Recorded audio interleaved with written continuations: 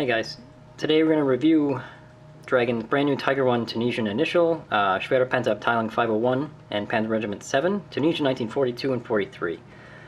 This is Dragon's 9th proper Tiger 1 kit, and sort of a rebox of their white box DAK Tiger, which has gone for astronomical amounts of money in the past. I think this coming out will make that not a thing anymore. Any of the styrene parts that were in that kit will be in this kit, if not upgraded.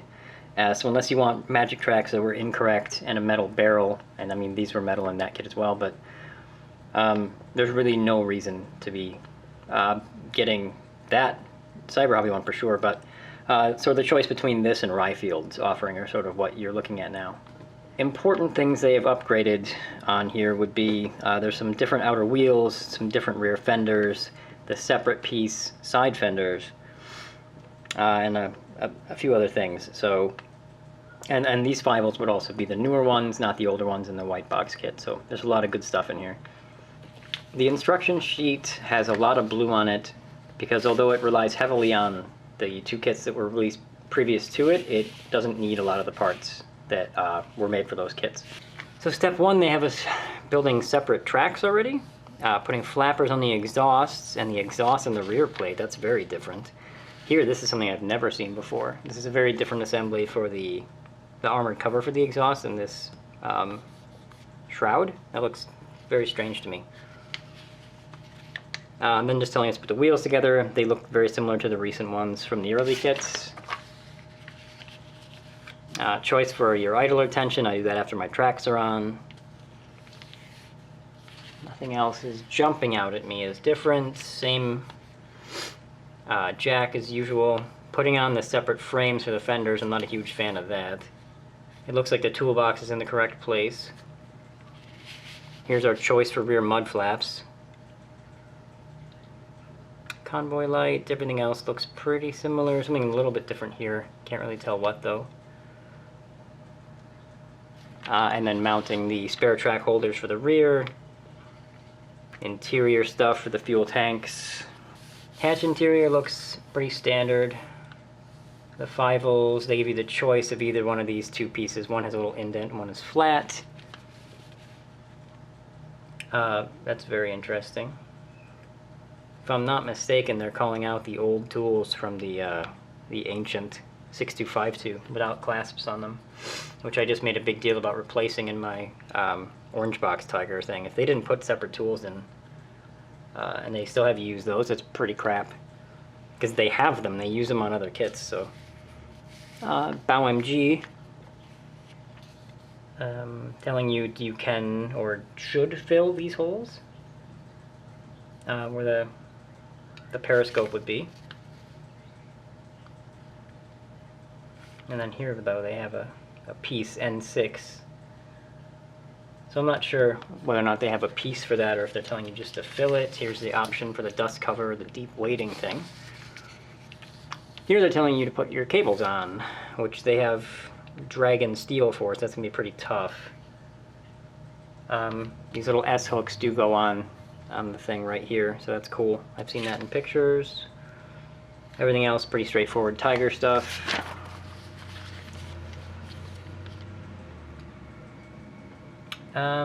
Not sure what it's showing me here. I don't know what this is about. This looks pretty much the same. They're giving some paint callouts and stuff. But this is all exactly how it is in most other Tigers. There's some photo etch to go underneath the turret pin by the look of it.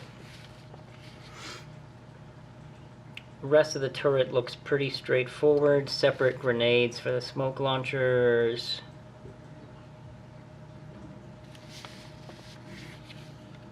The headlight assembly looks like it's all styrene, which is good. I'm not a huge fan. Oh, there's some photo etch there. Right down there. Tow cable, and then I'm going to put the tracks on. That looks about like it. The marking options are for 142, 122, 132, and 112, and I believe 721 is a renumbering of 112. The camos gave to the same. Notable is there's all kinds of these little things in the sides here that are little call-outs of areas that have specific, looks like they're hull numbers actually, and then front and back views. So that's pretty impressive. The decals, we have two options with no fill, 114 and 322, and then 724 with red and black fill.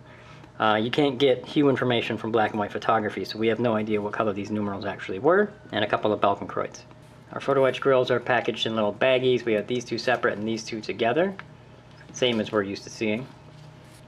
Then this PE sheet, which has the interior for the radiators and fuel tanks, a few other bits as well, and here's the ribs for the rear fenders. For the tow cables, they have this much too stiff steel cable.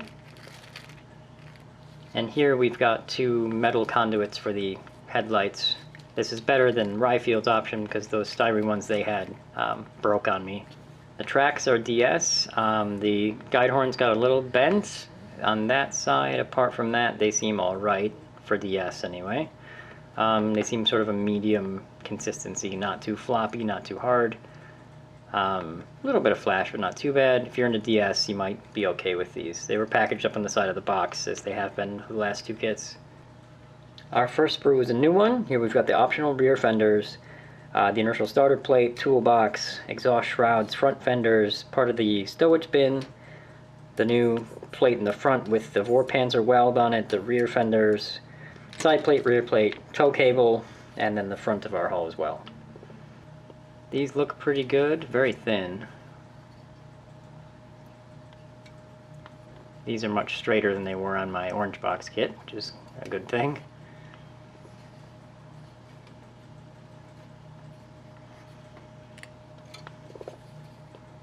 Some nice, really fine detail on there.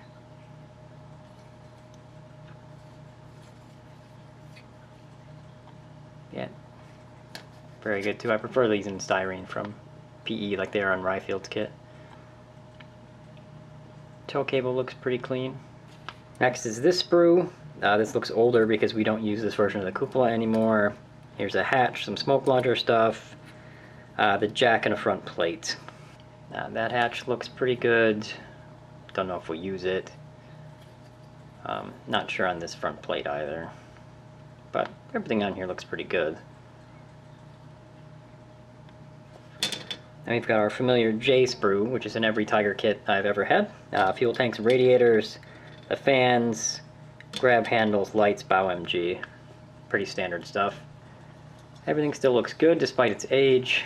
You know, if it ain't broke, don't fix it, I suppose.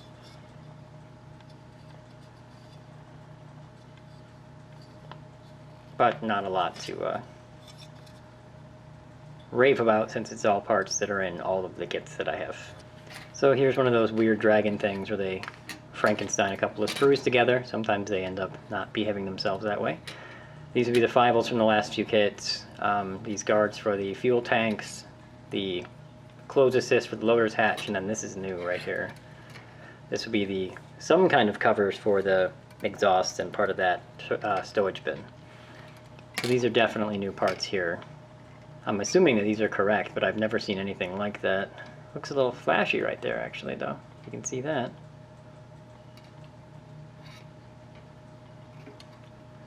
Nothing I can't handle, but that's fascinating. And then there's the really wide bin. Dragon is touting very loudly that their bins are wide enough that they touch the pistol ports, because they should be. And Rye Field didn't get that correct. Tamiya didn't get it correct, but since they've got Dave Burton, they got it right this time. Your 5-0 hoses, nice fine texture, unfortunately sprue gates there.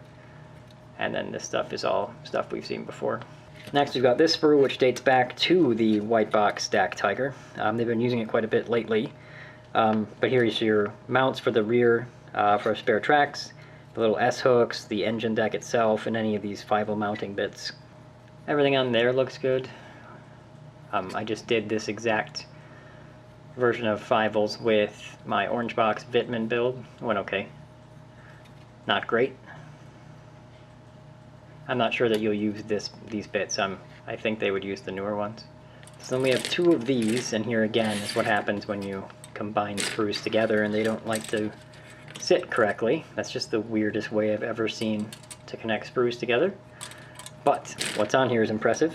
This is very recent, back to 6730. This is your optional drive sprockets, your swing arms, the top of the radiator.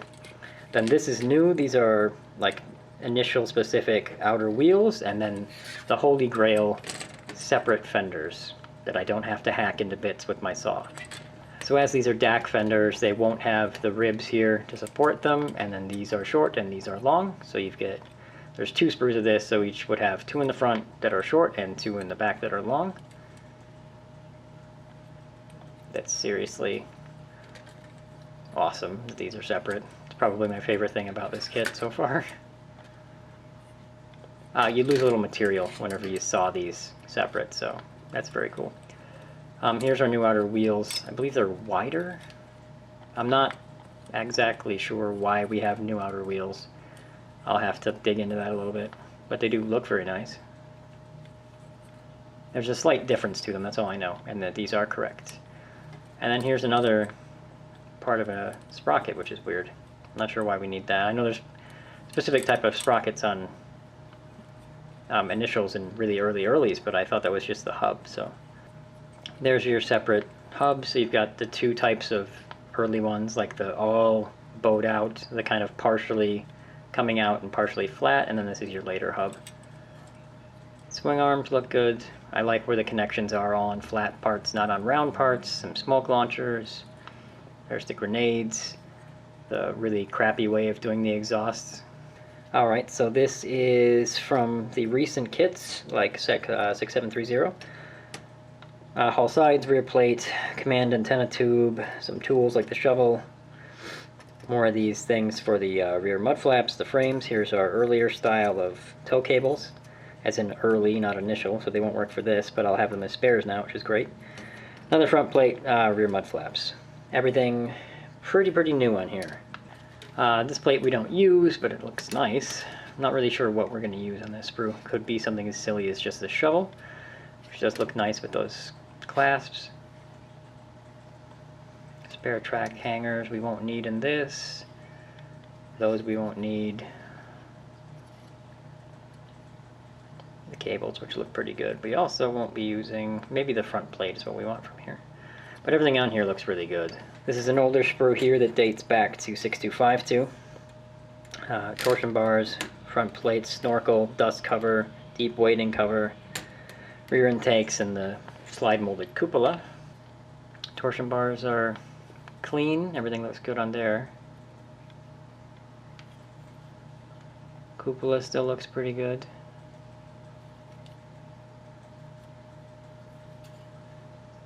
Not much has changed on here, of course. Always glad to have an extra one of those. I will be doing a snorkel version at some point. Mantlets. Got binocular and binocular with a rain guard. We've got 2 of these. This is our wheels. So this has been in at least the last 2 kits that I've seen. Nothing really here but wheels, wheel hubs, and what looks like some tow cable eyelets. Now I know that the DAK Tigers had smaller ones, so that could be what that is right there. The wheel detail is very good. Dragon does my favorite wheels, and really of all the companies that I've built Tigers of. I like that Rye Field's had Continental and not Continental written on them, but these are a little bit more clean. There's our little towing eyelets. They've got a little notch in them instead of a hole. That's interesting. It's kind of old school. The hubs, which still I think need PE. I didn't see that. Yeah, there is some in there. Then we have a sprue from Tiger 131, which is the interior of the turret, I assume. Fivals, engine deck, some other various bits like barrel cleaning rods, interior turret stuff, and oddly, the step and handle for a Tiger 131, which is what makes it Tiger 131. So it's a really dumb place for a knockout mark, or peg, or whatever you want to call it. That'd be tough to get in there and clean. Still love these fivals, which are the initial type, which is why this is in here, I assume. So it's this piece and this piece. It's a brilliant way to do that. There's the step and handle.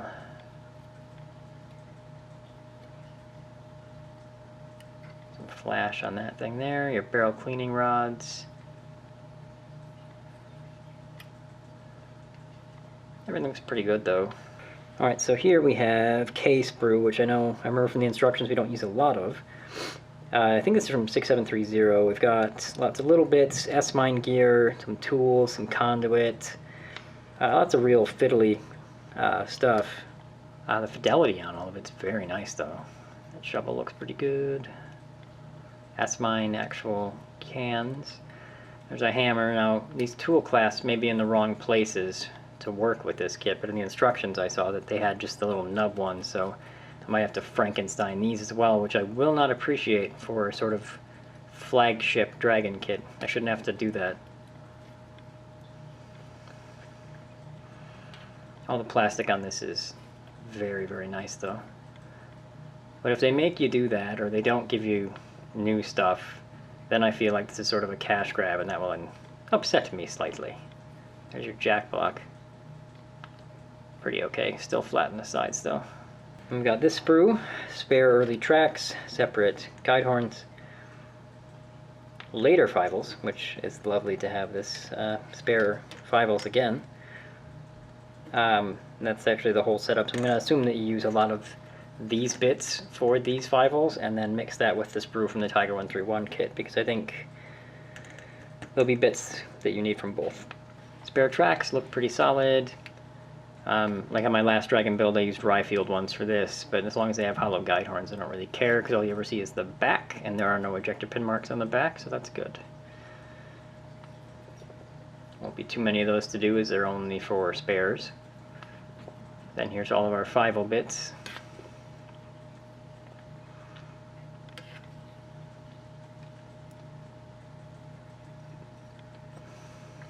Then we got this guy. We've got a turret roof of the early type, because that's where the ventilator goes. Load attached cupola.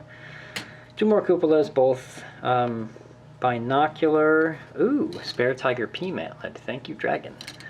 I needed one of those for reasons, so that's very helpful to me. And then smoke launchers and pistol ports. There's our Tiger P mantlets. Not sure what this is. These little plugs here, I don't know what those are. There's our standard mantlet. There's our roof. An oldie but goodie, the Tiger A Sprue gun pieces. Breech, barrel, gun sleeve, breech guard, mantlet. I mean, it literally is in every Dragon Tiger ever made. I won't spend too much time on it. We'll just make sure that there's no errors or flash aging of the tooling, as it were. I actually had this fit a little bit awkwardly on the orange box Tiger I just built. I had to sand it a bit. Nothing visible I can see though. Everything looks to be okay. Another old sprue. This is our standard Tiger B Sprue, with these armored guards for the exhaust, the early idlers, Sprockets final drive housings, some stuff for the bow MG. Again, as it's so standard, I only really check to make sure that everything still looks good.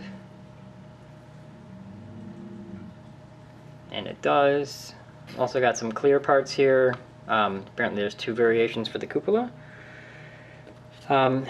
They seem quite clear. I only use some of them.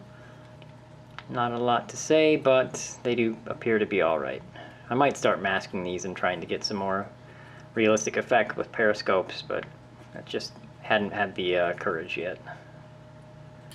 So this dates from 6252. This is an old sprue. They've clearly retooled the upper hull because it doesn't have the notches in it, and you've got these little spare or separate headlight mountings. But here's your old tools and barrel cleaning rods, and if they tell you to use these tools, they should be ashamed of themselves. And all of these look, you know, whatever, dated, frankly. Not okay with this. This is a little bit nicer. It's been quite retooled to be up to modern standards. You got the separate fuel filler and coolant caps. The upper hull looks good. And we've got the old Tiger P Sprue, still kicking it. Still ended up in Tiger kits. here's where the 3 turret halves would be. Another early roof, interior mantlet stuff, loader's hatch, old school cupola. Not sure what we need on here, but stuff looks okay. You know, we only use very little on here, I assume. The lower hull is very, very well made. I can feel the details popping out. It's very sharp. I don't know how many times they've done this where they actually put pegs here to stop the torsion bars if you want to choose to do that. It's actually preferable to me that you can choose to lock them flat or have them workable. That's how I'd like it to be. These bump stops are insanely crisp. It seems like a really nice lower hull.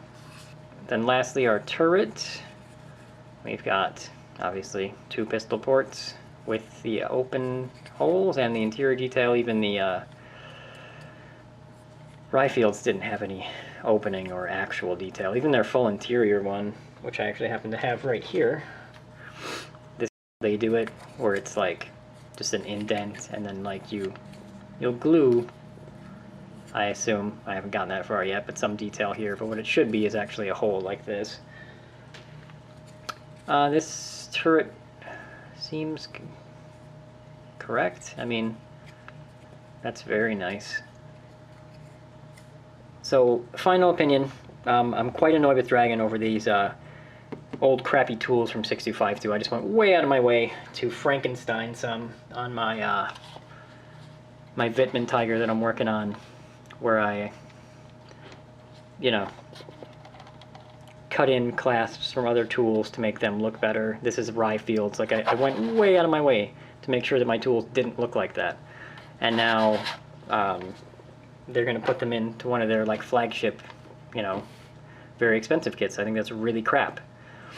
This stuff is really impressive where these are separate and you've got all these options and all these fixed bits, but that's just lazy to do that. I would get this over the white box one because this is like $60 to $80 and that one's like $500. But Rye Fields is still like $40, but they have issues with theirs, but they've got tracks you don't need to replace. So frankly, now you have 2 choices for DAK Tigers to pick between, this one or Rye Fields.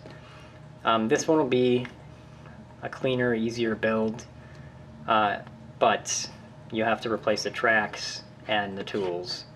And Rye Fields has its own problems. So there is no perfect option, but this is a very good addition to Dragon's sort of Tiger lineup, but they could have really, all they would have to do is put in a little bit more effort to make it like not sort of feel like they're cash grabbing, which with some of these reuse old parts, that's exactly what it feels like they're doing.